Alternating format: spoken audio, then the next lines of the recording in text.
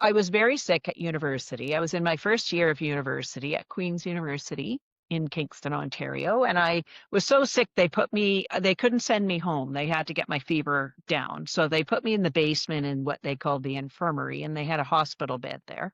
And they assigned this nurse to me. I guess she was a student nurse. And she was, we were talking. She said, oh, I've wanted to go out with this guy. And oh, gee, I was just so excited. I wanted him to ask me out. And then finally, he asked me out for tonight, but I can't go because I have to look after you. I'm like, oh, well, don't worry about me. I'll be okay. Just go on your date. Well, it's not like she said, oh no, I have a wristband. It was like, okay, I'll phone you at 9 o'clock.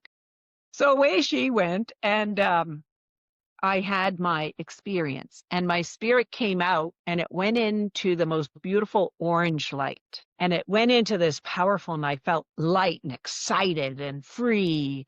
And then I thought, oh, I better say goodbye to my roommate. So my spirit was on the ceiling, and it came up out of the basement, and it was on the ceiling, and it got to the lobby of my dormitory, and it was a female only dormitory back in the day, and it was hovering on the ceiling, and it saw all the girls dressed in these formal gowns, and they were all waiting for taxis. And I was on the ceiling, and I was looking down. Now, oh, gee, where are you guys going? And then this one girl looked up at me, and I did a somersault in the air, and I said, oh, you've seen your first ghost.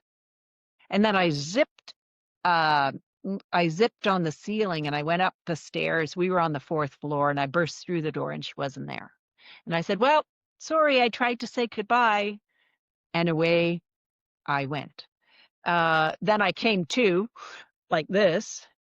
And then the nurse came back, and she said, Margo, I phoned you so many times and you didn't pick up. She said, I thought you were dead. And I said, I think I was dead. And I said, were the girls going somewhere tonight? And she said, yeah, they were going to the military college for a big formal. And I said, I saw them. I was on the ceiling and I was looking at them. And she said, you can't even get out of bed. And I said, well, I saw them. Well, at that particular one, I come out, and it's like, this is my hand. I have a body. And I'm integrating. It's like my spirit is settling back into my body.